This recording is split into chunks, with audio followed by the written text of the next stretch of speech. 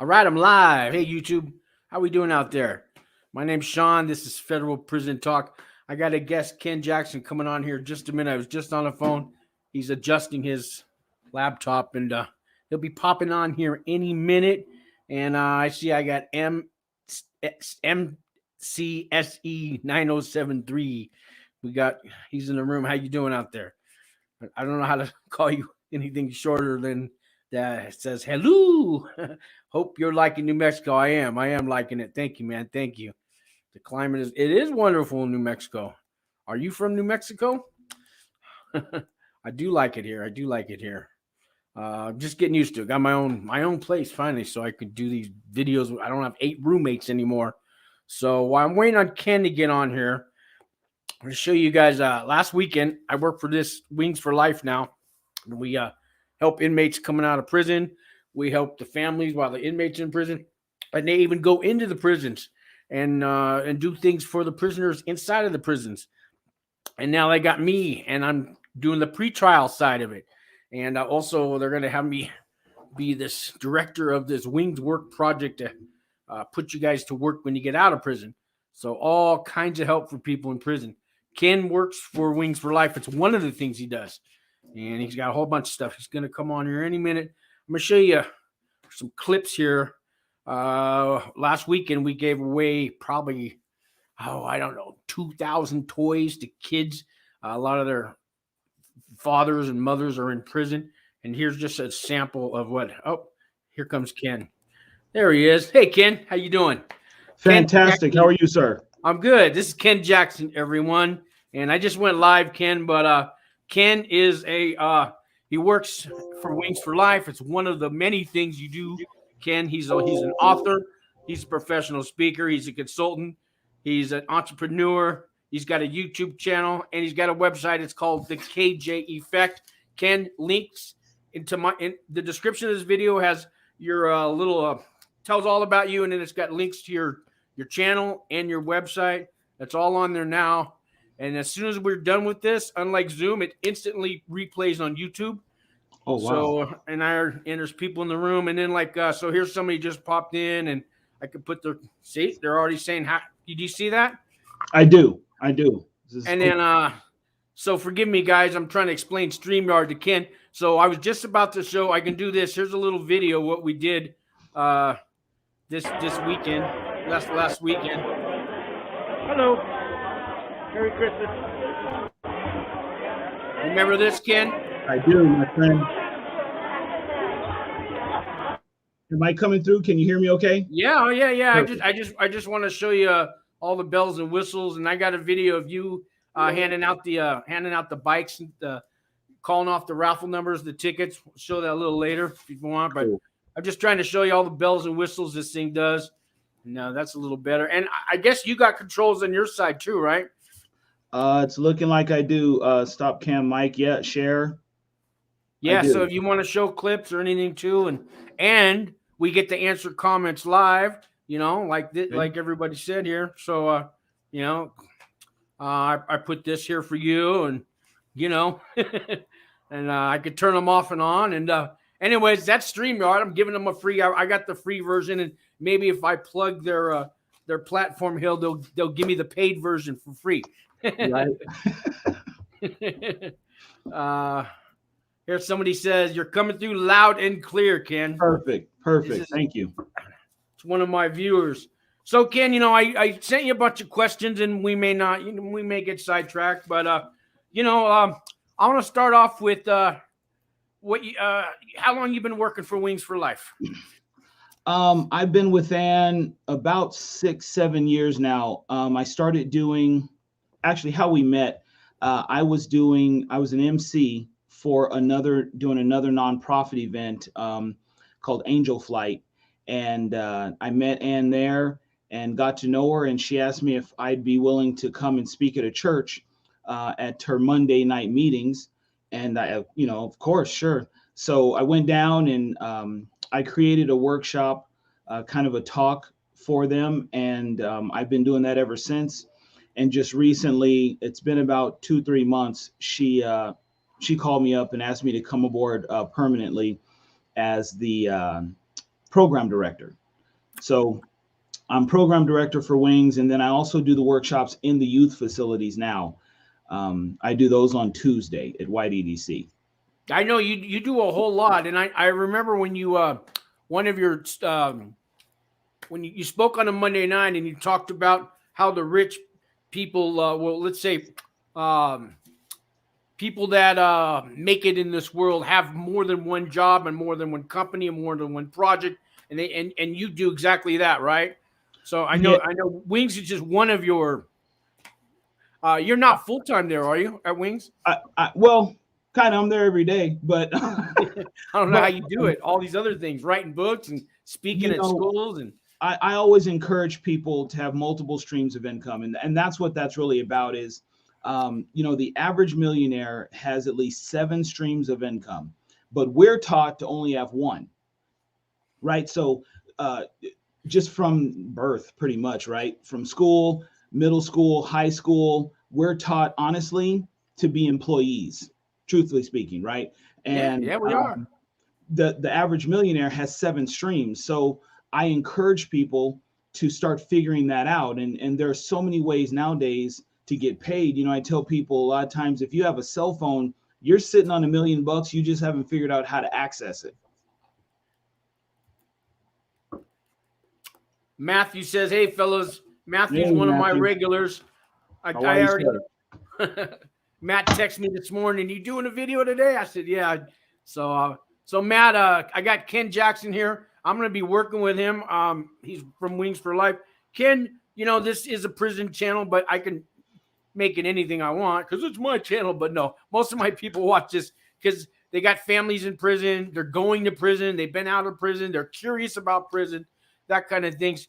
You got some family members in prison, don't you? Or you did? I have, yeah. And I understand. Well, yes, I do have some family members that have been, and so I get the pain that Ann was referring to, or she refers to a lot when we discuss. Um, Not only is the family member going to prison, but the family itself, a lot of times, is in prison, which people don't realize, and that's part of her story. For me, I don't focus on that part. It's more of, okay, what do we do, or what can we do when it comes to income? For me, I'm usually gonna talk about money of some sort, right? And I'm not saying I love money, because I don't, but the fact of the matter is that there are so many ways that someone without a degree, without an education, can actually create income or generate income. We're just not told. So through the last 30 years of being a business owner, I've made a lot of mistakes. A lot of mistakes, dude. But it's more of, I didn't go to school. People were given the impression, and when I say we, I mean the average person is given the impression that you have to have some major education, and you got to go to some school, and you got to have these certain credentials to be able to get to this higher level of life, if you will. And I don't believe that. You don't. I'm telling you right now, you don't. Well, Will you most focus? successful Absolutely. people have had many failures before they're to get there. Thomas Edison, I think it was 800 tries before he actually got the light bulb right. You know what I Oh, mean? absolutely. In one of my talks, I refer to a few different people, but along the lines of this discussion, Dyson, Dyson created the vacuum cleaner, well, his vacuum cleaner, I should say, because when he was younger, when his mom would make him vacuum the floors, all the dust would come out of the bag. So he figured out, well, what if I make a plastic container to actually hold the actual dust in? And I'm mentioning him because he went through 5,126 failures before he got the right one. And in addition to that, it was a vacuum cleaner. It had already been created. So a lot of times as individuals, we say, okay, well, I can't do that because it's already been done. I don't know. Dyson did it. He just did it better. And then Yeah. now it's not just vacuum cleaners, it's hair dryers, it's fans. He's just got a whole line of different products, right? all from a vacuum cleaner that had already been done. So before you tell yourself it's already been done, that's bullshit. You can't Yeah, say that. look at Mike Lindell, My Pillow. Guy was on crack, tweaking, making pillows, but he didn't give up and he got off the drugs and now he's got a successful company and you know. Yeah, it can happen. Think of it like this. How many different ways can you make a pizza? Right? Or how many different ways can you make a burger? Right? So you can't say that it won't work because people are making burgers and they're getting paid making that same burger that you can find down the street. You just have to decide that you actually want to do it. Yeah. You see what Matthew says there? He made a comment for you. Just Got take that? that. Yeah, good point, Matt. It is. And here, okay, so I have a degree. When I got mine, so my mother couldn't afford to send me to a major college. And in my book and on the cover, that's me high jumping. I actually lost that day, and that loss was actually better for me. If I'd won, I'd be kind of like everybody else in a lot of ways. But that was a turning point in my life. So I couldn't afford to go to a major college, so I ended up at ITT. Dude, it's not even around anymore. It doesn't even exist. I remember the commercials for it. Yeah. So I tell people all the time, I'm literally a walking ITT commercial. I was an electrician apprentice for a couple years. I didn't like that. I came home one day and boom, there was the commercial.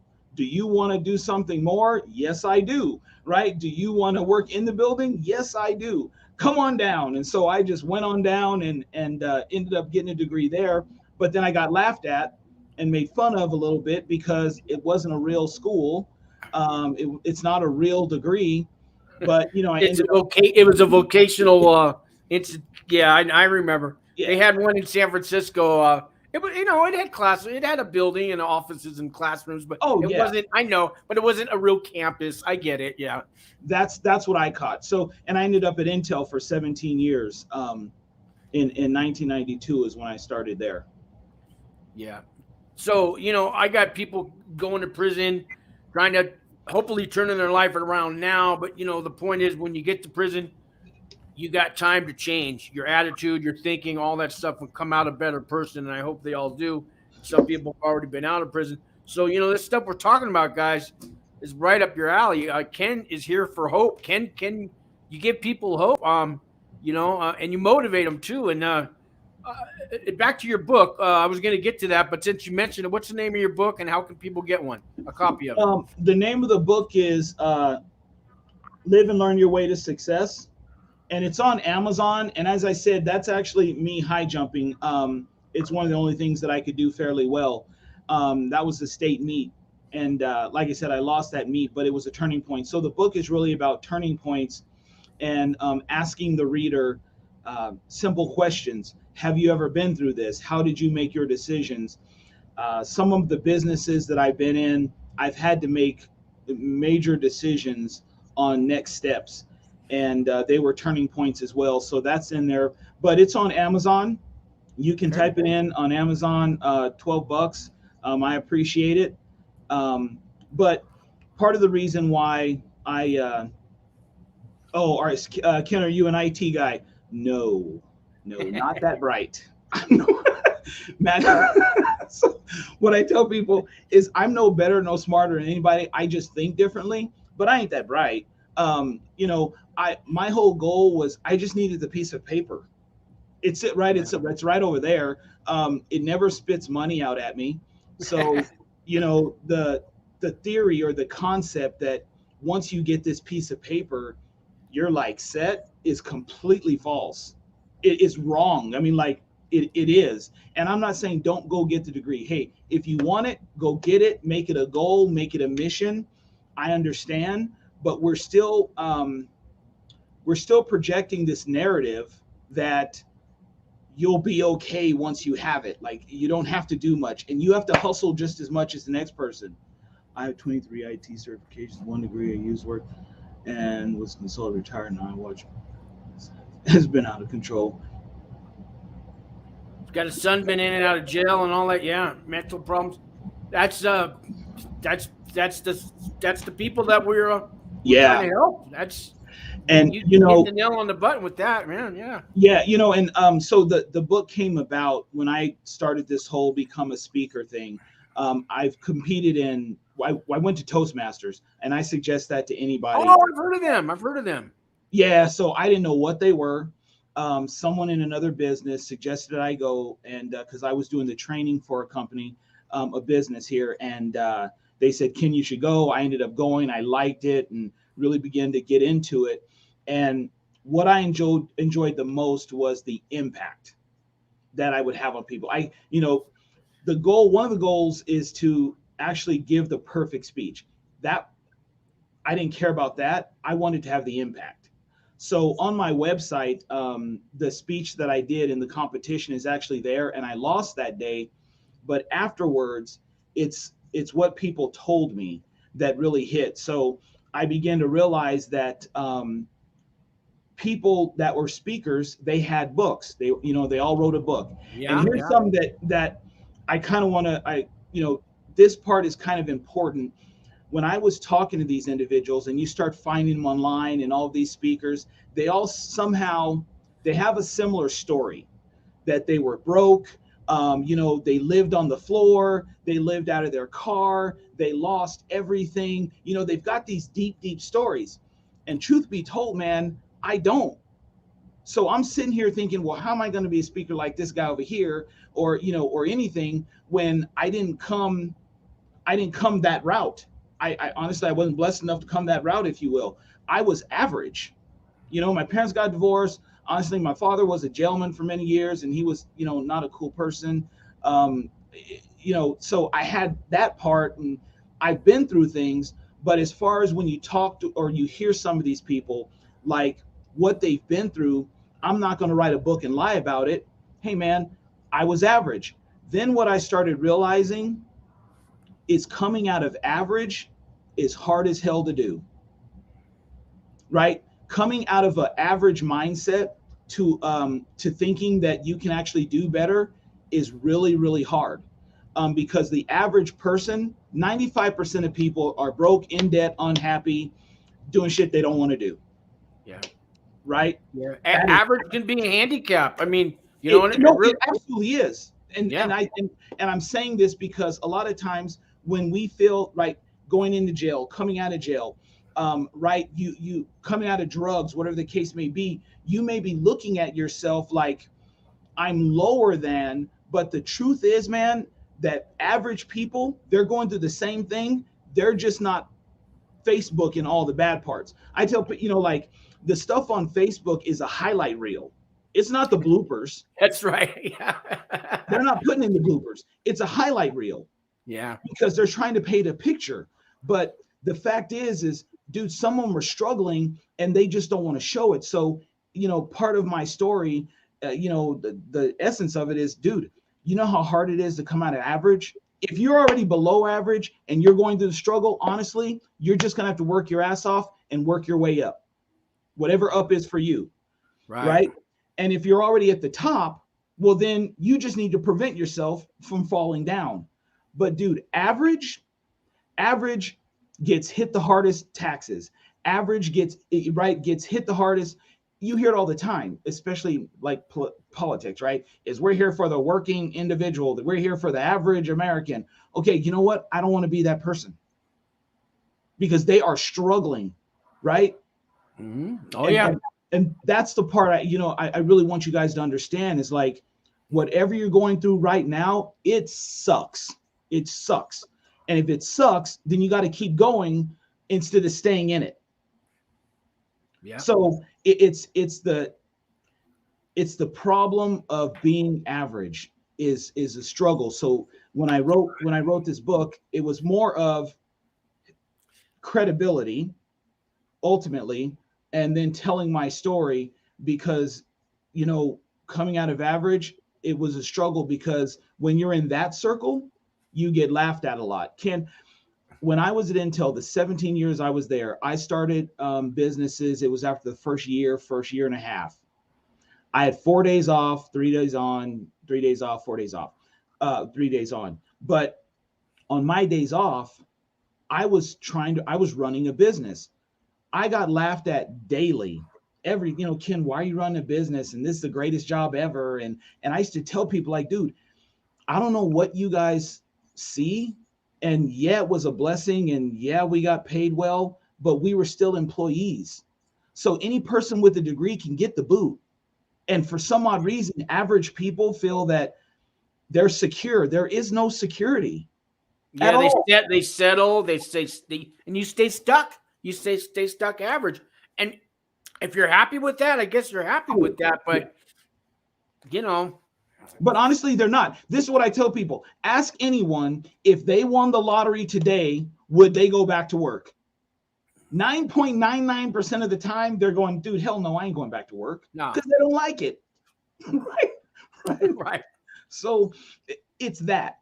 So wherever you are, there is a route or a way out, but it's going to start with your mindset. So my workshops are around mindset and your thought process, how you see money, how do you view yourself.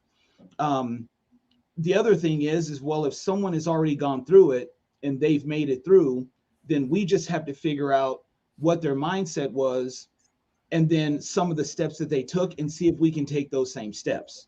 So tell me more about your workshops. And you've been in prison as a visitor, right? Do you do workshops inside of the prisons? Just the youth facilities for right now. Okay, well, no, that's good. That's great. Oh yeah. I'm in there every week. Talk about that a little bit. I want to hear about that. So what I do is Ann's got a program, and it's an 8-week program that I go through, but I just add to it.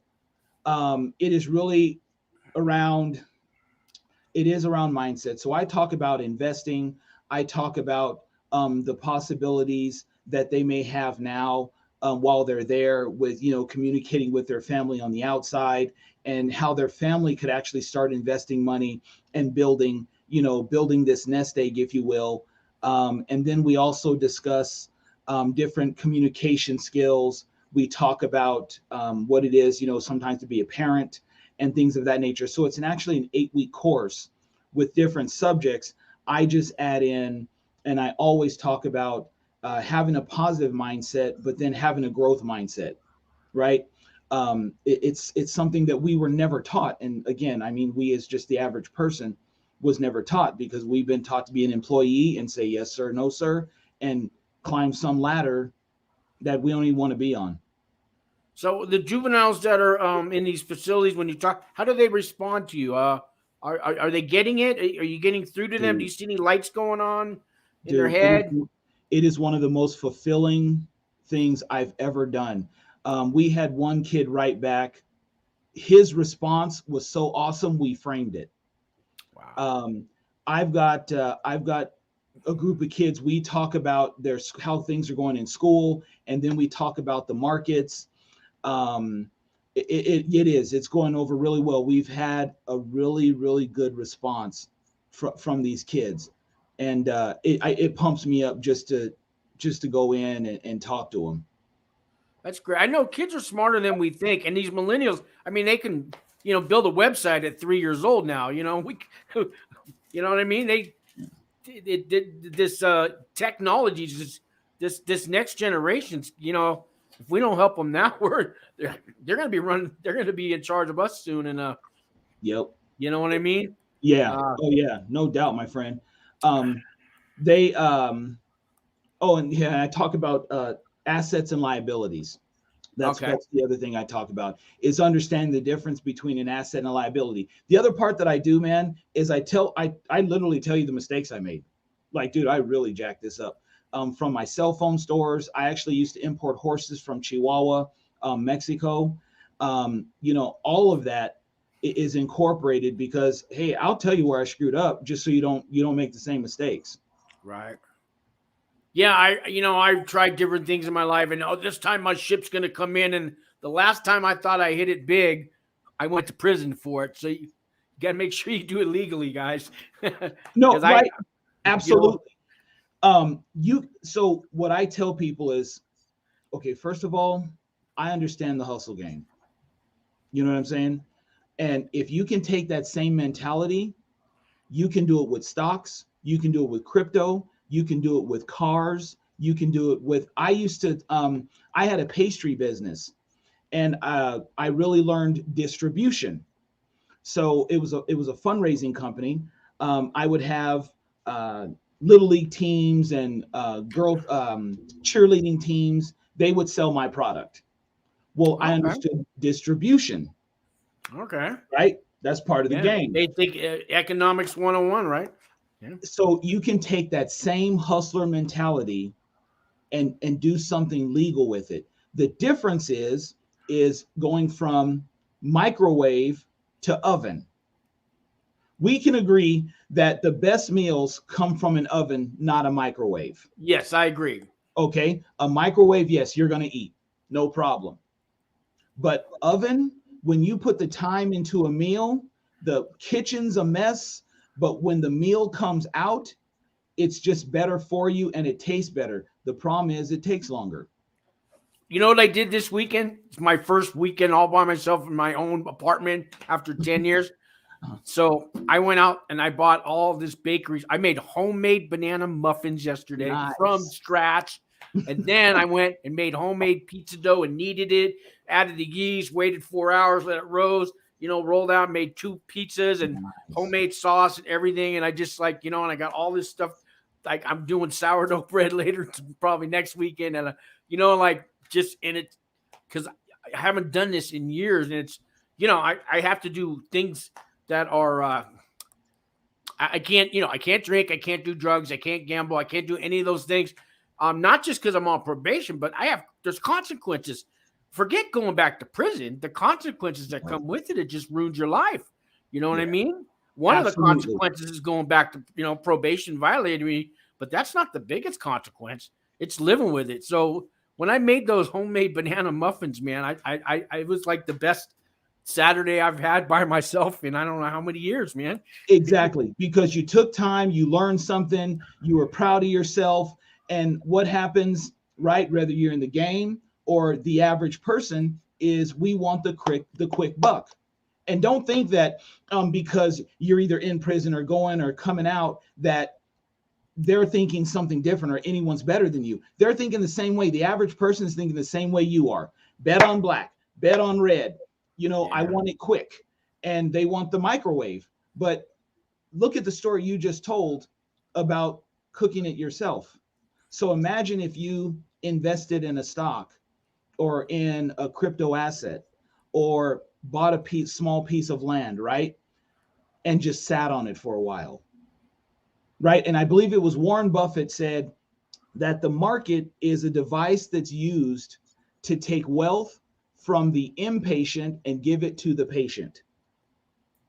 So you say piece of land. Now I understand there's some cheap land. It might be in Alaska, it might be in Montana, and it's just a side of a hill that can't be used for anything, but it's really cheap. You talking like maybe an investment like that if I got $200 and I could buy a little parcel, or are you talking, because a lot of people don't have money for, is that where you're kind of going with that idea when you say buy land? I am. And I actually did it not knowing what I was doing at all. By the way, everything that I've done, there was no schooling, there was no mentor. It was just, hey, man, let's give it a shot. So, yes, I ended up taking a risk. I had to take a loan to get the down payment for the property. It was just a piece of dirt. And here's the hilarious part. I'd never seen it. It was just on a piece of paper. Yeah. Right. I made a phone call. I saw a little teeny sign and I called the lady on the sign. I said, hey, I'd like to buy some land. How does this work? She explained it to me. I didn't have the money. I took a risk, went and got the loan. And then I had to pay the loan and then the payment on the land. And I just was making the payments. I just struggled to make the payments because I'm thinking, well, let's see what happens. People say that there's money in this. Let's try it out. So the other thing that I learned was capital gains tax. Here's something else that the average don't know. I held that land for a year. And then that same lady, my realtor, called me and said, she said, hey, someone wants to buy your land. Do you want to sell it? Absolutely. She said, they'll pay double. Dude, sell it. She Wow. said, well, let's wait one more day before Okay. we do. I said, well, why? She said, because capital gains tax gets reduced if you wait a year and a day. Oh, Now, I didn't know that. I didn't know that. exactly. So if you Oh. hold it a year and a day, it gets almost cut in half. Now, the reason why I mentioned the average person is because my H&R Block person said, Ken, people that pay capital gains tax pay less tax than the average person working a job. But yet we're Wow. still taught to work a job. Dude, it's hilarious, but still sad, right? Yeah. If you and I made 120 grand a year, okay, you made your 120 going to work every day. I made mine investing in stock, crypto, land, whatever the case may be. It was a capital gain. You would end up paying more tax than me, even though we made the same amount. Yeah, I've kind of heard that, but the rich Yep. people always invest their money. They don't just keep it like I've No. even heard I've never made 120 grand in a year, but I I just want to hold it in my house and have 100 grand stacked up. And I hear that you got to pay taxes on that every year. Is that true? I not if you're holding it. No. Okay. No. Not if you're holding. But you will pay it that year. The thing is that think about this, man. The 7 streams of income, one of them is, gross. It's capital gains. Well, they never told us that. They just told us to go get a job and pay your taxes, which is the right thing to do. But Yeah. they didn't mention that part. Here's something else I just recently learned. Harvesting your losses. You guys look this up. As I'm going through this whole learning this crypto thing and this stock trading thing, harvesting your losses is something that millionaires do towards the end of the year. They purposely sell their stock for a loss so then they can claim the loss on their taxes on their gains that they made that same year. We were never told Oh, that. I think Trump did that. No, and here's the it's all legal. So even doing Yeah, it it's legal. illegal, Yeah. and here's the thing that people understand. Anyone can do it. Anyone can do it. We're just never encouraged to do it. So you can buy, let's say you buy an Apple stock and it goes up in price and you sell it. Then you buy, let's say, a AMC stock and it goes up and then it goes back down and you sell that stock for a loss, that AMC stock for a loss. You can take that loss and write that off against the gain that you made on your Apple stock, and you won't have to pay as much in taxes because you can write off the loss. Dude, millionaires do this every year. It's literally called harvesting your losses. Harvesting your losses. See, I learned something. They do it all the MC is time. saying there's lots of cheap land in New Mexico, and he also said here, San Luis Valley, Colorado. Have you heard of that? I haven't. I'm not a big land person, man. Yeah. When I sold mine, and I used the profit for another business, but it's just stuff like that, dude, that I encourage people to at least look into Right. before you say, I'll never be able to do that or I can't do that. Here, this is what I tell people. You can't do everything, but at least find out everything you can do. Say that again. I like that. You can't do everything, but at least find out everything you can do. Right? Before you start turning yourself down and cutting yourself off from the potential of you doing something you really want to do, just look into it. Learn about it first. I didn't know. I'm still learning this crypto game, but YouTube University, it teaches you a lot, right? I don't know much about it. I know the Bitcoin, and there's five big ones now or something. But like Yeah. I said, a guy on my channel here gave me $25 of Bitcoin. He put it on my Cash App, and I didn't even know it accepts Bitcoin as well as regular cash. So like you told me, just hold on to it, and that's what I'm gonna do. Um, Just hold it, dude. I mean, I know I can spend it, but I'm not going to. I'm going to hold on to it. So yeah, I'm just not even sure how to spend Bitcoin. I know some websites say they accept Bitcoin. I still wouldn't know how to spend it though. Is there Yeah. is there like a code or is there like a like a Swiss bank account? It's a whole bunch of digits and numbers, or It's how a does wallet. It's actually a wallet. So there's soft wallets and hard wallets, digital wallets that you can keep on your phone where you can actually store your Bitcoin or other crypto assets that you may have. And I'll send you a list of links and to where you can just start learning it. And I'm encouraging, so whether you're in jail, going to jail, or coming out, one of the things that I started learning about when it came to stock and investing is the stock doesn't care what color you are. It doesn't care where you're from. It doesn't ask what you've done. It doesn't ask what you're doing now. Anybody can do it. You just have to take the time to learn it. So when I started looking, I'm thinking, oh shit, this is cool. So now I don't have to go and try and beg for a customer or ask for a job. None of that comes into play. Now it's just a matter of being. It's on me, right? Yeah. So if that's the case, then I won't quit on myself. So don't quit on yourself. Be dedicated to yourself, and you can start learning it. Setting up a Fidelity account is free. All this is free. You can set it up.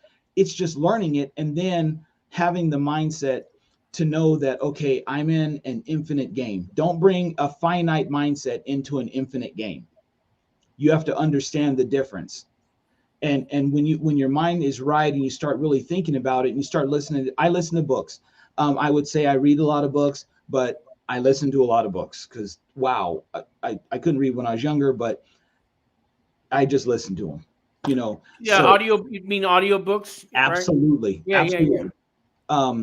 I'll give you a list of books that I suggest to people that I've read or listened to, and I tell these kids in prisons, look, man, if you can memorize your favorite rap song, dude, you can listen to a book.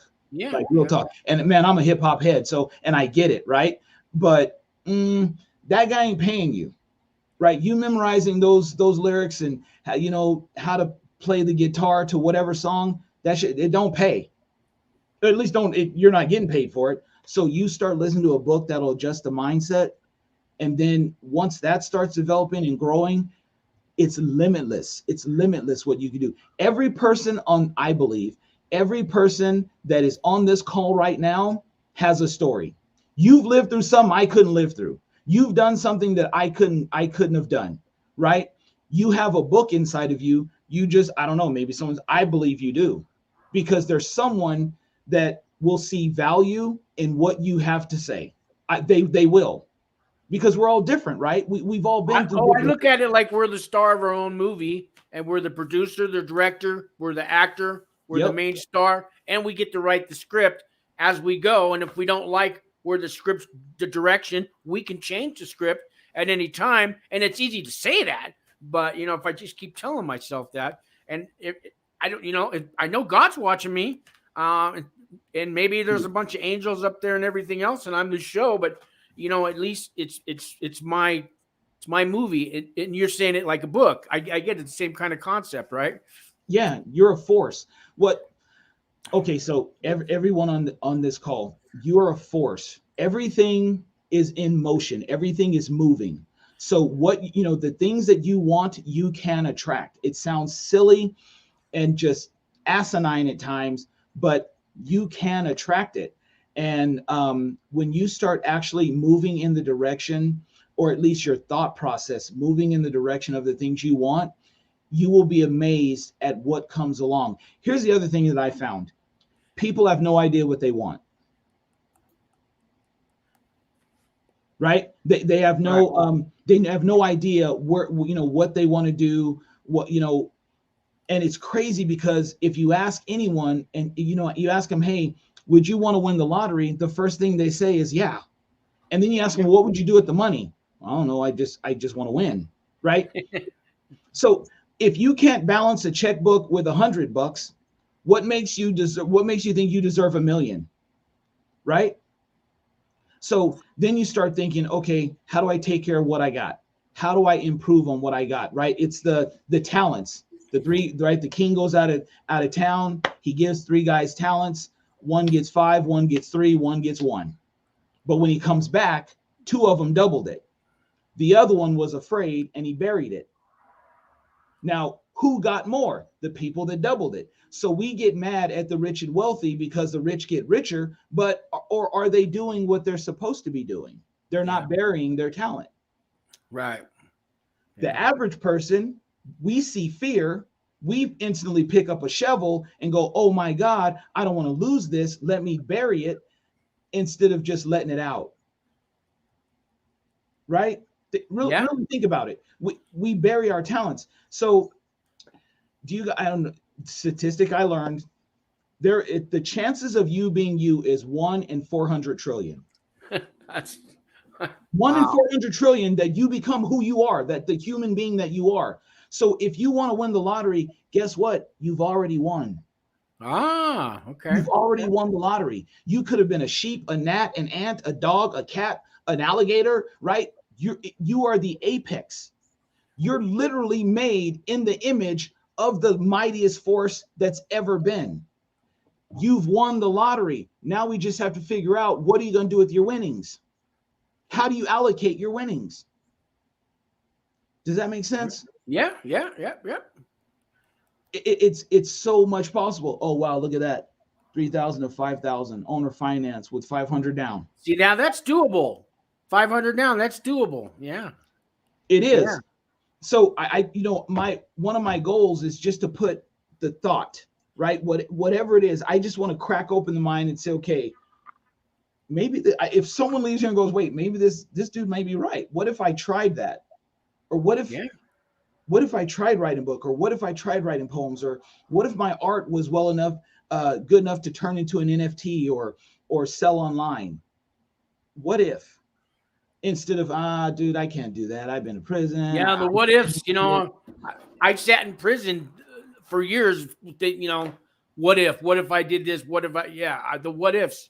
And I know you guys that are getting ready to go to prison, the what ifs and the changing and all that stuff. Now when you get to prison, you were talking about books. So I know some people that will watch this video later or on pretrial. Mm-hmm. Can you just, off the top of your head, some good books that they can order on and have sent to their prison, or any family members out there that should send some books to the guys in prison? The first two that I always suggest to people, let's say if I have a client, and I'm coaching this client, the first one is The Dream Giver by Bruce Wilkinson. The Dream Giver by Bruce Wilkinson. Bruce Wilkinson. The other one is Who Moved My Cheese? Who Moved My Cheese? By Dr. Spencer Johnson. Dr. Spencer Johnson. Okay. I'm a Napoleon Hill fan. So Outwitting the Devil. I've heard of that one. Haven't read it, but I've heard of it. Man, listen to it. It is spectacular. Outwitting the Devil. 3 Feet from Gold. That's also Napoleon Hill.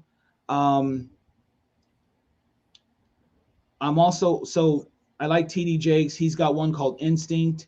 That is really good. The other one would be Think and Grow Rich by Robert Kiyosaki. Think and Grow Rich is Napoleon Hill. Rich Dad, Poor Dad is Robert Kiyosaki. All right, Rich Dad, Poor Dad. Okay. Habits. No, this one's really good. So The Power of Habits, Why We Do What We Do. What about 7 Habits of Highly Effective People? Have you heard of that one? That one is good also. Yeah. That one's good also. We had a whole course called 7 Habits of Highly Effective People on the inside that I took at Florence Federal Prison Camp. Me and, Tom, right? Tom, who comes down to the office. Mm-hmm. Yeah, so me and Tom were mentors in that class. We took it 3 and 4 times. After we took the course once, it's 900. I think it's 500 hours, and then we were mentors and we helped teach the class. So that's a book that Colorado's pushing in the federal and all the prisons out there. And they've actually got it. It's the Covey Institute came out to our prison and did a little workshop with us. So it's Good to Great. Good to Great is another good book. Okay. And then here's one, because I'm a Y certified professional. Start with Why. Start with Why. Start with Why, and that is I just lost it. I almost want to go get it. Simon Sinek. Okay. Get an RV and buy a parcel, he says. Yeah. I had an ice cream van for a while. That just clicked in my head. I went and bought. I took $500 and bought a van and turned it into an ice cream van, and I would drive that around on my days off. Ah. Yeah. So you've tried a lot of different businesses. Oh yeah, man. I had a detail shop. This guy likes your Rich Dad Poor Dad, MCSE. He would recommend it too. He says he's a big gold and silver guy. Okay. Robert Kiyosaki. Yeah, yeah, he is. It's a great book, but again, it's about the mind. You know, having a rich dad that never had a degree, and then having a poor dad that went to work every day. And why would you look at him that way? But the story's really cool on how he goes through everything. And Yeah. man, it's honestly, dude, a lot of it's just adjusting the mindset. And the craziest thing that I've noticed is that the average person out here that is wasting, and I shouldn't say wasting, but they're buying the high-end cell phones. They want everything name brand. They want the look of being rich, but they're the furthest people from it. And you would never think that that person is in a jail, is locked up because they're out here, right? And they're free. But I'm telling you, I heard a quote once. I freed 1,000 slaves. I would have freed 1,000 more if they just realized they were slaves. Ah. Average people don't even realize it. And they're getting taken to the cleaners regularly. Yeah. He's talking about name brand stuff. I've always been the kind of guy like I'm not going to wear Nikes unless you pay me to advertise. When I bought a hat the other a beanie hat for the weather and it had some somebody's brand on it, I ripped that off. I'm not advertising for you. And I'm not going to advertise your name on my clothes. What kind of who thought of that idea? Why would I want your name on my clothes and you're not even going to pay me? Right. But that's what people do. They want somebody else, Sure. And and don't get me wrong. Look, man, I like nice things. There are some things that I want, and I get it. It's when your only focus is that highlight reel that you can put on your Facebook page. Yeah. Right? Right. House, my broker gave me a book. The Man Who Gave Up Money. Oh, I've never heard of that one. I'll look into that. That might be Ted Kaczynski. I'll look into that one. But yeah, a lot of things, man. We all go through struggles. The one thing that I tell these kids when I go in there is not just you. I know that may be how you feel, the why me, but some people say, well, why not you? Right? We've all been through something. We have, man.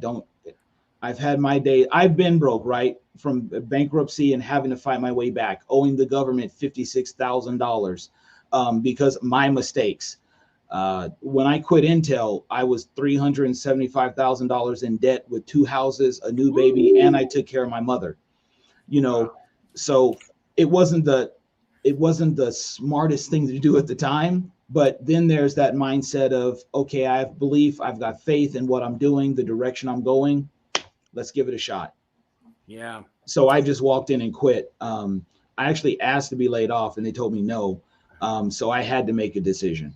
How did that feel after you? Dude, I cried. Yeah. Oh, dude, I cried. It was so 17 years working at night, night shift, and then I just stood there. I walked out of the door and I just stood there because what was happening, I was blessed enough to make it through 8 layoffs. The last one, I said, hey, can you put me on the list? Now, the reason why I want to be put on the list is because, dude, they were writing people checks. They were writing like big checks. I was looking at about 56 grand if they just laid me off. So yeah, and I had a business. I was running a business at the time. So I told my boss, I said, hey, if you put me on the list, I'll be okay. Can you put me on the list? She told me no. And I'm like, well, that sucks. But then I thought about it, prayed about it, man. And, I had this 401k, and you can't get to your 401k till you're damn when they're dead, right? Or if you get terminated. So I started running the numbers, and I just made the decision, and I walked in. I said, I'm done. I'm just done. And they thought I was bluffing. Actually, Ken, are you sure? And, you've been a good employee, and we'll let you do the training that you wanted. Every time you asked to train on a different piece of equipment, we said no, and you said, okay, you've been a really good employee, so we can let you do some training now. So then I said, well, wait, hold on. Last 3 years, it was always no, but now all of a sudden you can just move me like a super agent. And, he said, yeah, Ken, wouldn't be a problem. Yeah. And at that minute, man, wow. And I don't suggest this, and I'm not saying do this, but at some point in time, you have to burn the bridge, right? People say, well, don't burn bridges. There are some bridges you need to burn, man. And at that point, and he said, is there anything I can do to keep you here? And yeah, bridge gets too old, trampled on, and used up, and bridges don't last forever. They got to be maintained. And I set that bridge on fire. I told him what I felt about him and my current boss, and I said, get the paperwork ready. And some, when it comes to that theory or that concept of burning the bridge, right? Sometimes you need to burn the bridges between some of the people you hang out with. Yeah, you do, and we don't want to. And some of it's family. In one of my workshops, I used you remember McDonald's, right? Let's simplify this as easy as possible. Okay. Back in the day, Ronald McDonald had a lot of friends, right? He had the Hamburglar, he had Grimace, he had that little girl with the orange pigtails, right? All the little burgers. He had a gang of friends around him. Have you seen them lately? They're gone. They're gone. Even a clown knows that they're at Rodney Allen Rippey's house. Exactly. Right. Remember him, Jack in the Box and Jumbo Jack? Yeah, exactly. Yeah. Even a clown knows that I can't carry you guys anymore. Yeah. I'm gonna do better all by myself. If Ronald McDonald, dude, you got to cut some friends off because they're dragging you. You can't push a rope uphill. Speaking of Ronald McDonald, I had him on your list. I was for topics because you've done some work with Ronald McDonald House. I know it's a little different, but and also the Big Brothers Association, and then you were the Martin Luther King Commission, and if a lot of these. Are you still with any of these? Do you still still volunteer with any of these places? I haven't in a while. So years ago, I was a big brother. They called us Bigs, and I would go to a school and to all the events. I had a little, and we got along great. It was really cool to be a big brother, just to be able to help this kid. Here's the hilarious part: his father actually worked at Intel. It was one of the most confusing things, but I understood it that I'd ever been a part of. Because my question to our the person that was heading it up, I sat down with her and I said, hey, he has a father, should he be my little? And here are the facts. His father never had time. Yeah. Right? That's what sometimes a job will do, will suck your time. Now all of a sudden you got some brother that joins a big brothers, big sisters, right? And now I'm the big, right? And that was the reality of it. But I haven't done that in a while. Ronald McDonald House. I'm actually affiliated with an online radio station called FamousHipHopRadio.com. And we went down and we cooked, and I'm also affiliated. One of my business partners, or one of my partners on the radio station, he owns the radio station. He actually owns Frank's Chicken and Waffle. So we all went down as a radio station, and we cleaned around the house, and Frank bought in food and everything else. And we were just able to help the families that were there. And it was really, really cool. Nice. How about the Martin Luther King Commission? What's that one all about? I do annual workshops. I was doing annual workshops for them for their ambassador organization at the end of the year. It's for kids, but they're usually young adults. Some of them were in college, actually. But I do a workshop on the 7 philosophies of nonviolence. Okay. I was going to ask you about soft skills. I was reading your thing. What's a soft skill? So with Wings for Life, and we like to call them people skills, actually, you know, but that's they're known as soft skills. So the skills that we really weren't taught: how to communicate, when you shake someone's hand, how to look them in the eye, when you're sitting at a table, how to conduct yourself. It's all of those skills etiquette and mannerism, manners, old-fashioned manners, things like that. Yeah, things that you need when you're sitting in an interview. Some of those tips and tricks to help you get the job. We go over things like that. Okay, yeah, so that's what a soft skill. I kind of go over that when people have to face the judge on sentencing day. Yep. You want to look the judge in the eye. You don't want to look down at your shoes, your body language. If you're talking with your hand, you need to control that. Don't adjust your clothing. Don't scratch your face. Yeah. You know what I mean? Just it's all in your mannerism, the tone of your voice, the sound of your voice, the heart behind it, and looking them in the eye. You know what I mean? And speaking from the heart. And I tell everybody, if you can remember all those things, the rest just comes out perfect. You know, God will be with you. And we actually have videos. Ann has pre-recorded videos. Ask a judge, and it's actually a judge that is going through all of what you just said. Hey, don't do that when you're, you know, if you're in my courtroom, I don't want to see you do that. The way I like to explain it is, you are a brand. However way you want your brand to be put out in the world is your choice. But you're a brand, and your brand's going to make statements. So whatever those statements are, you need to choose what those statements are going to be.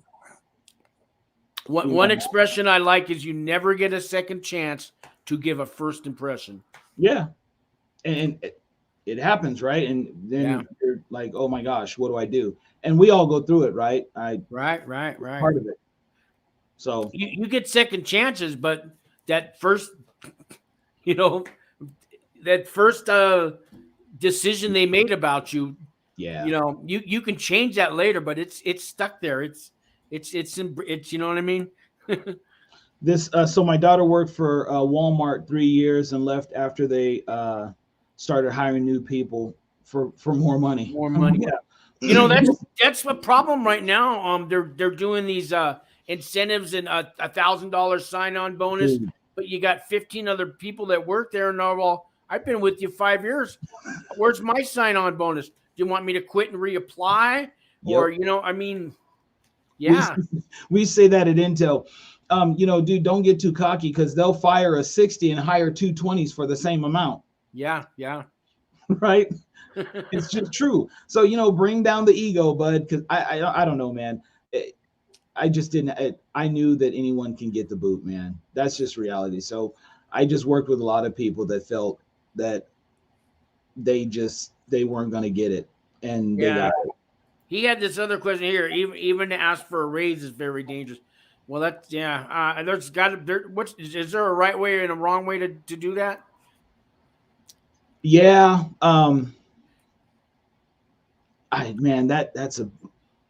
That's a really open question. So, because it's going to depend on the relationship that you have with your boss. True. It's going to depend on your boss and the job.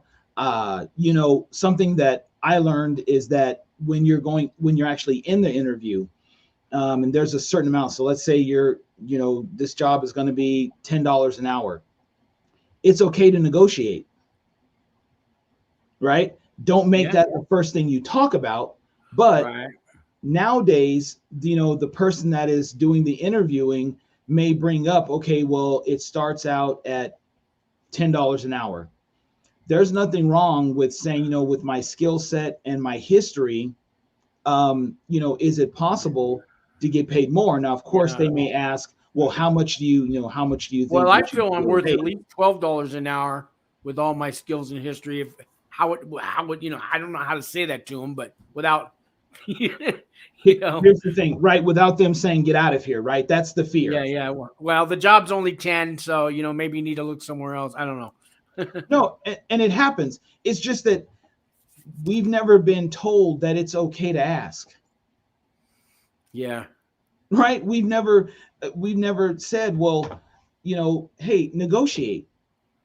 Ask for $20 an hour and see what they say. All they're going to do is say no, right? Yeah. I And mean, they my, may my, write my down old thinking was threaten to quit and maybe they'll offer you a raise to stay. Yeah. Right. Like that's yeah, no. brilliant. Brilliant. Really brilliant. Yeah. That's, Right. Well, okay, so that's taking a honestly kind of a negative route. yeah. Oh, But total if, negative. Total right, negative. Yeah. but if I'm looking at you, I'm saying, okay, well, I do understand that the starting pay is $10, but because of my history, and what I'm bringing and what I'm offering, or my abilities, I wanted to know. So is it possible to get $12 an hour, 12.50 an hour, Yeah. $13 an hour?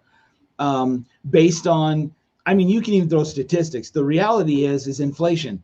Based on the rate of inflation, is it possible to get paid a little bit more? Because in another 6 months, bread won't be it's not going to cost as much, or something like that. I just want to give people confidence to know it's okay to ask. It's okay to ask. All right. Okay, here's something. This is something else through the years. People always said, All right. Ken, I'm not a salesperson. I can't sell. Okay, first of all, that's a lie. If you've ever been in an interview, you've been selling, right? To me, Yeah. an interview is kind of a con game, right? Because the person interviewing you wants to get you in the door, to utilize you and pay you as little as possible. You want them to pay you as much as possible to do as little work as you can possibly do. So now you're selling. I don't care who you're selling.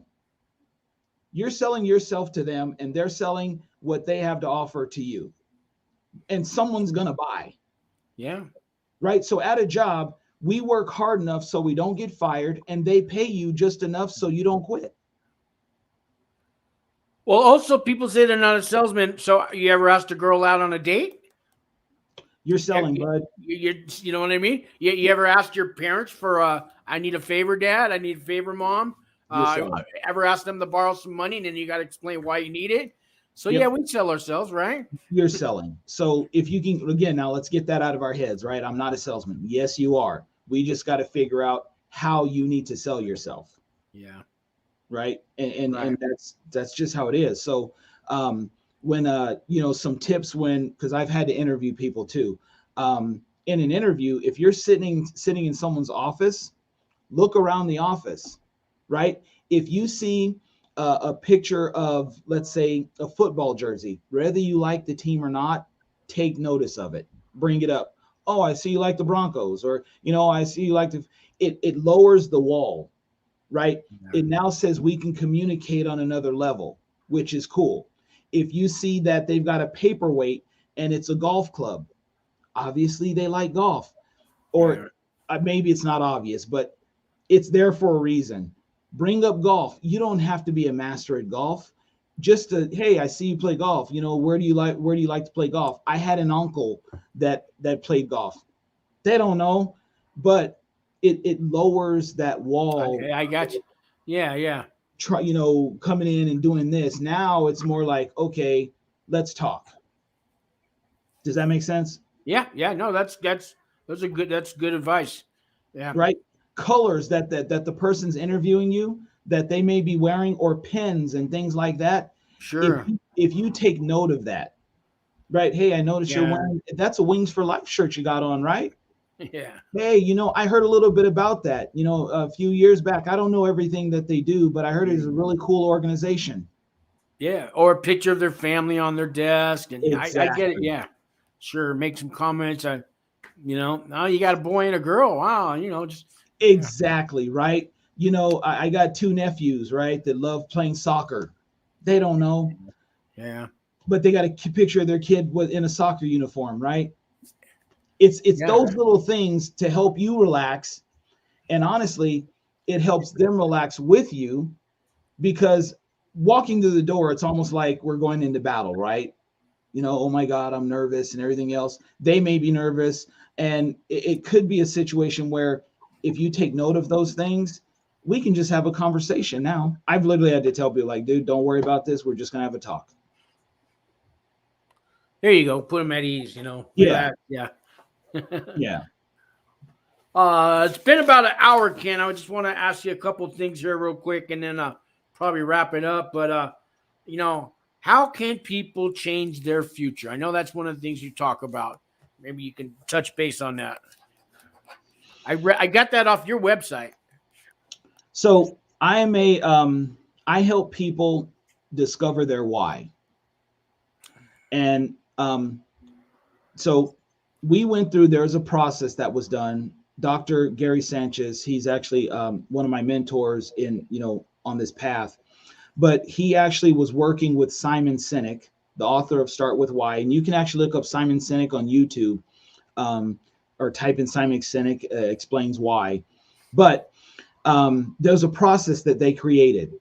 And this was about, I think it's been about 10, 11 years now, and helping people identify their why. And a lot of people, they know what they want to do. Sometimes they know how they want to do it, but they never know why they want to do it. So starting with why helps you identify and get clear on really who you are. So for me, my why is better way. Okay. And what they figured out is they narrowed it down to 9 whys. Okay. And then in addition to that, once we identify your why, then we go through the how and the what. Why you are who you are, right? And then the how is how you're going to do your actually complete the why, and then what you do to actually contribute or to add to that why. So it's actually a 5-minute process, the why discovery. But to answer your question, really discovering your why and starting with an open mindset. If you can start developing a growth mindset, one of the most expensive thing people own is a closed mind. That's one of the most expensive things that you can own is a closed mind. That's funny. That's funny but true, man. Yeah, Funny it costs you everything. And if you can start, and here's the thing, a growth mindset is just a matter of saying, yes, I can, it is possible, I can learn, I get enjoyment from other people's success. Those simple things can change everything. The last talk I did for Wings for Life that's recorded is on their website. It was the laws of success. And I went through 3 laws that are literally written in the Bible that people miss all the time. And there's more, but I only had a half hour. And I could only go through 3. So those 3 right there that I go through in that video, they're just there. They're real. A lot of times people don't write down their goals. So how can you change your future? Write it on the tablet. It says it right there. That's one of the laws. The law says make it known on tablet. Make the vision seen or make it known on a tablet. And then you can fulfill it. We don't even write down our goals, right? And that's part of it. Yeah. So starting there, identifying your why, start developing that growth mindset of I can, I will. And then you want to start writing out these goals. I tell people, dude, you need to be as committed to your goals as the pig was to your breakfast. Because the chicken and the cow, they just made contributions. But the pig was fully dedicated to the goal. Okay. All right. Right. And for me, my brand, it's on all my shirts. I don't know if you can see this. Oh, this arm. It's on all my shirts, but it's Luke 22:32. Oh, Luke. Okay. Yeah. All when right. thou art converted, strengthen thy brethren. It's on all my shirts. And the reason why is because it's when you have learned what the change needed to be and you've made that change, dude, just go help someone else. Strengthen thy brethren, right? Strengthen thy sister, strengthen the other person. When thou art converted, strengthen thy brother. And that's what the KJ effect does. That's what I want to do somehow, some way. And am I still making mistakes? Absolutely. But you learn from them. You can't if somebody is just successful 100% of the time. How are they ever going to learn? I mean, for one, I've never heard of that, but you can't. The only way we grow and get stronger and more intelligent is by making mistakes and failures in life, and that's the human part of us. Yep. We get up, we dust ourselves off, and we try it again. But Yep. this time we know not what to not what to do. Hopefully, but we don't always. We just gotta. You can never give up. Fail stands for first attempt in learning. That's what fail is. First attempt in learning. That just means you're just going to fail again, right? Yeah. Fear. The two definitions of fear, right? Face everything and rise, or forget everything and run. You have a choice. Yeah, I say F everything and run, but yeah. Yeah, right? Yeah. So you have those choices. The problem is we don't even realize that we have that choice. When I was a kid, about 11 years old, I think, I got a unicycle for Christmas one year. And I wanted to learn how to ride it. And I got on and I fell right over. And I told myself, you know what? If it takes me for 3 or 4 days in a row, I'd be out in front of my house hours at a time. And I couldn't even get 8 inches and it'd fall over. But like on that 4th day, I finally made it a foot. Right. And then I could get on it and I could go 2 feet. And by the 5th day, I could finally ride that unicycle down a block. It was the hardest thing to learn to ride a unicycle. It was everything against my nature and balance. And I mean, riding a bike was easy, but a unicycle? And I finally learned how to ride that thing down the end of the block and turn around. But it took me like 5 days of hours. I was 11 years old. But you know what? I didn't apply that to the rest of my life. Or I wouldn't have went to prison. I wouldn't be here talking to you today. Had I learned, that was a great lesson at 11. I wish, now it just sunk in my head, but I wish I could have kept that philosophy with the rest of my life, but I didn't, So that shows you have determination, right? Yeah. That shows that you can focus on something. That shows that once you decided that the goal was going to be to learn, you set yourself on that goal. You were dedicated. So now you can't say that you can't learn. You can't say that you can't focus on one thing. You can't say that you can't find a goal because you just told me that's what you did at 11. Oh, well, now now I haven't give up. I'm in my 50s out of prison, but I have this whole goal to turn my life around and change it. And I'm not too old. And, I think that's part of the reason Ann wants me on board with Wings. But yeah, and to help other people. And I found a purpose in life, and this YouTube channel kind of started it. But, it goes deeper than that. I sponsor guys in AA and all that, and I help people at a drug program I was at, and I gave back, and I volunteered at a homeless shelter, and I did all these other things. But it gave me purpose, and it kept me going. And here I am today. Just total change. I'm not the guy I was 10 years ago when I was high on crystal meth. Development. Yeah. What I mean? As a coach, I coach a semi-pro basketball team here. And, talking with these guys and helping them not just on the court, but in life, that's really cool too. So there are just a lot of ways that Luke 22:32, when thou art converted, strengthen thy brother. And so it's just possible. And I believe that I don't know every person that's listening, that's watching now. I don't, may never meet you, but I just believe that what you were put through, you've been put through, you may still be going through, but imagine what you can do once you make it through it. Imagine the person that is waiting to hear from you. As a speaker, I would get upset because, I couldn't get booked. There was no one that wanted to hear what I had to say. And then it hit me, and I don't even know the situation. I think a pastor said it, but what I didn't think of is maybe God is getting the people ready that need to hear what you have to say. I like that. Right? It could be the fact that you may be ready, right? So whatever you're going through it, but please understand that there may be hundreds or thousands of people that you can have a positive effect on once you're through it, and God's getting them ready just for you. Not for me, for you, because of what he knows that you're going through. And that's just it could be a different way to look at it, right? I had to look at it like, oh wow, okay, so now I have to be patient. Microwave, oven, being patient. So being able to do this, right? Why, how did this happen right now, right? Meeting you. Well, I had to do everything, all the talks were for Ann, right? And go through everything. And while I'm doing that, you're going through whatever you're going through in preparation.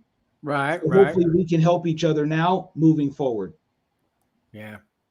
Thank you, Right? Seeley, by the way. Yeah, yeah, we are.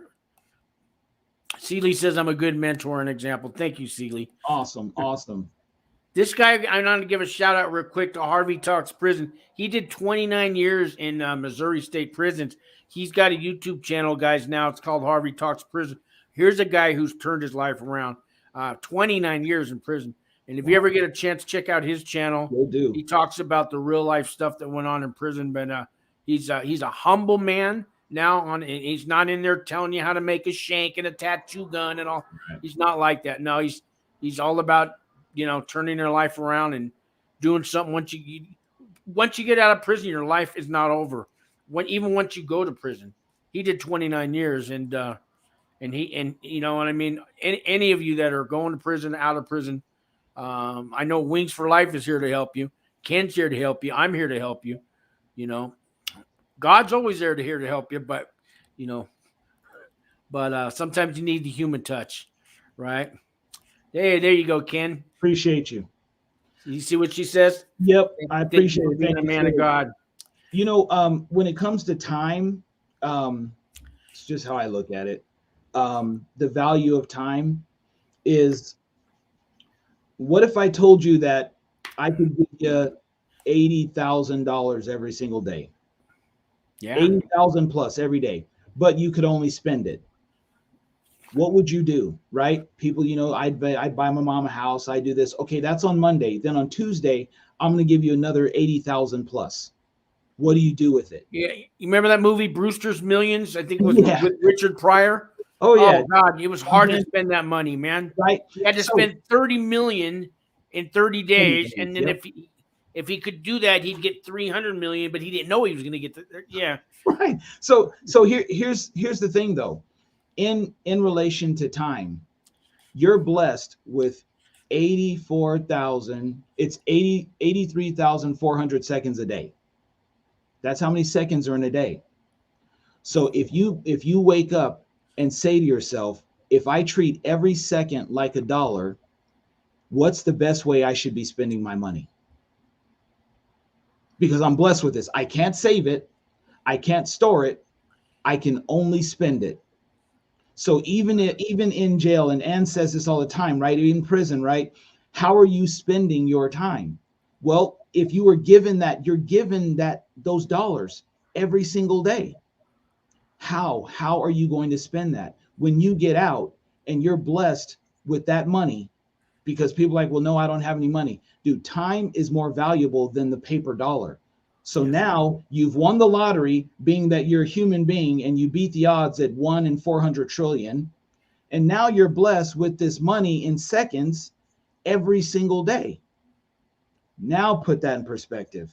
So if I spend my money listening to a book to enhance my mindset, that's money well spent. That's now an investment. Yes, it is. That's a good way to look at it. Yeah. So now with my 84,000, my 83,400, well, if I invest some of it in listening to a book every day, that's a solid investment that eventually will pay me back. Well, people spend tens of thousands of dollars to go to college to read a book, to read books that they could have checked out at the library for 80 cents in overcharges, Free information disguised as an education. Yeah. Yeah. So. Yeah. What do we got here? Oh. Plastic running. Oh, he said he'd use his money to clean the oceans. All right. Well, I got you. That's cool. It's a good cause. That's a start. Yep. Yeah. Yep. Well, man, what's going on? I'm sorry. I just believe that there's blessings out here. It's just, we just haven't been told about them. They're everywhere. It's as I'm learning what just on the investing side and the possibilities to be able to take $10 and turn it into $20 and take that $20. And this is all legal. It's all legal. They just didn't tell us, right? They just didn't tell us. But it's all possible. And okay, so if you spend some of your 80 grand listening to books, then what if you spent a little more of your 80 grand investing in some YouTube videos to help you learn something? Yeah, sure. It's possible. Yeah, and no one can stop you. That's the other part. Anyone can pull up YouTube. I don't know what that means. It's Oh, okay. I just try to put everybody's comment on screen. I don't want anybody feel left out. Mm-hmm. Without a doubt. Without a doubt. Somebody takes the time to actually type something on my channel, I'm going to put their comment up because I Were love there you. any I care questions? about all you guys, man.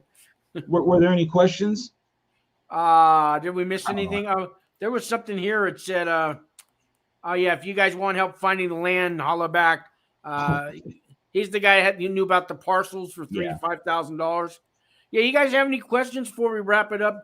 Because it's been over an hour and I don't want to keep it too much longer. But maybe you can give some last words of wisdom for my friends coming out of prison, getting ready to go in prison, and how they can get through it and have hope for when they get out. And when they get out, they can call us at Wings for starts, right? Absolutely, yes. Please get a hold of us at Wings. The everything we do at Wings is free.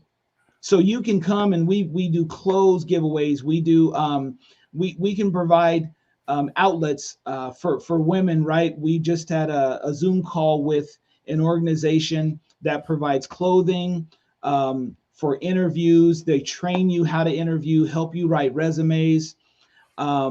We do, obviously, we do toy giveaways, and we gave away a car just recently to a returning citizen. That was really awesome.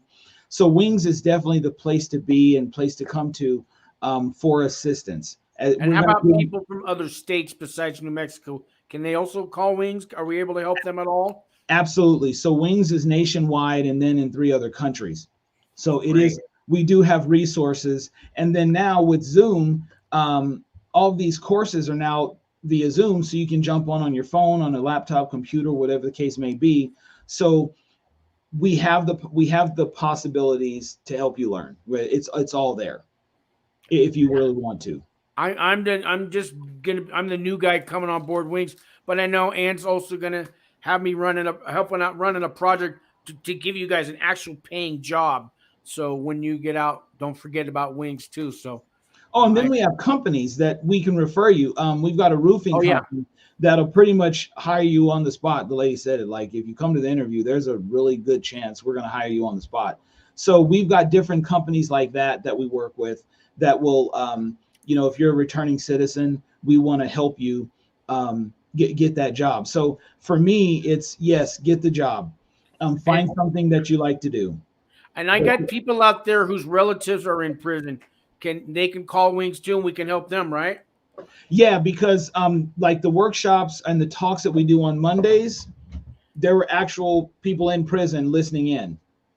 So yeah, it's all possible. And then a lot of our videos are actually on tablets that they have in the prisons. So they can I didn't know that. Wow. Yeah, they actually can get access to our videos and learn while they're there. That's great. All right, Ken. I want to thank you for coming on, guys. The KJ Effect. Check that, the website and the YouTube channel. All the links and everything about Ken is in the description below this video. But Ken, I really want to thank you for your time and everything. Any last words for the audience out there, Ken? Man, I appreciate your time. The KJEffect.com, and like you said, on YouTube, but Facebook, the KJ Effect, Twitter, Instagram, the same. I do have an updated course coming out called Mindset Bootcamp for Beginners. And I go through some of the things we talked about and a whole lot more on this course. So I'm having my video people are finishing that up. So access to that. If you do want to discover your why, you can actually click on the why link on my website. But,